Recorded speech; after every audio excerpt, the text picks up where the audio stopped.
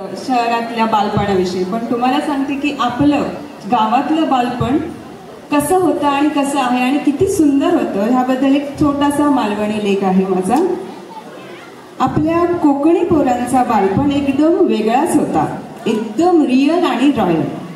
मळ्यात, डोंगरात, काजीत, वाऱ्यासारख्या बेफाम धावणारा, फळात, नदीत, झऱ्यात सुसाट वावणारा, चटके बसणाऱ्या निमळात आणि मातीत तापान निघालेला, यहाँ के हम सिकंदर असाच जगणा होता आमचा.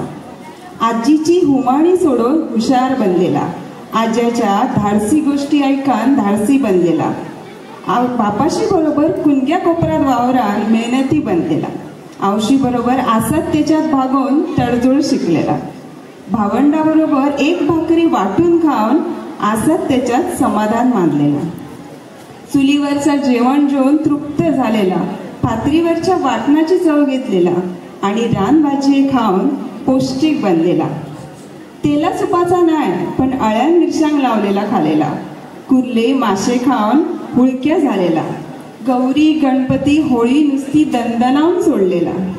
आमचे स्वतःचे असे खेळ होते, लगोरी, पचिनिया, बडबी, डोंगर पाणी, खापरेडी, माती आणि गुंडे. आपली अशी स्वतःची गाणी होती, आराडगे माणके सांजावणे, माझी आई घरा येऊने, पासून ते तुझ्या झोपाळ्या बुडी माझ्या झोपाळ्या बुडी, चिकळ चिकळ माती माती, असे कित्येक सुंदर रचना आम्ही आमच्या आजीकडनं खळ्यात बसून शिकले. त्या बालपणात आमच्याकडनं अशा नवीन नवीन रचनाची निर्मिती झाली होती. एकाच्या माथ्यावर फुलपात्री, त्याची सासू नागकात्री, हैतो बा तुझ्या पायाबडीत कोण, असे म्हणा एकमेकांची आम्ही कळी काढली. सांग सांग सांग दाढी मिशी लांब म्हणा एकामेकाचे कागाळे सांगले. करवंदा, आंबे, गरे, चाफरा सगळा सगळा अगदी स्वतः लागी करून खाल्ला. एरंडाचे फुगे काढले, झाडात झोपाळं बांधून झोके घेतले, जुन्या टायराबरोबर अख्खो गाव जोडलो, माडाच्या चुलताची कलाकुसर केली, झाडाच्या टोक्यावर सडसड चढलो, कोंबड्या कुत्र्या म्हशी जीव लावून त्यांची नावं ठेवली, त्यांचं बारसो गेलो. पावसाळो अगदी त्याच्या कुशीत जाऊन अनुभवलो.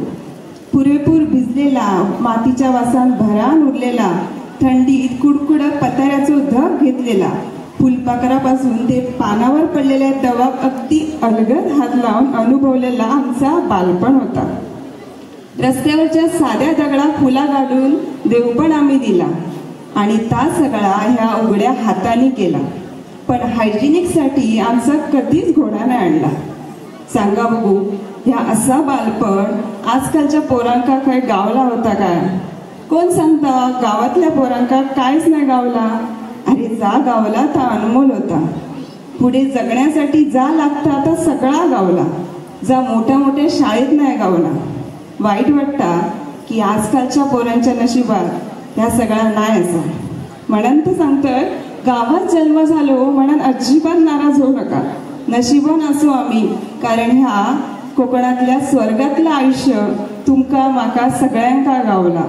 आणि ज्याच्यात आम्ही दुःख करतो त्या मुलांचा बालपण मात्र सिमेंटच्या जंगलात हरवला असा. धन्यवाद. खूपच छान. आपल्याला जे रिच बालपण मिळालं कोकणामध्ये, ते कायमस्वरूपी आपल्याला आठवत राहतं आणि ते अत्यंत टचिंग अशा शब्दामध्ये अर्चनाने सादर केलं.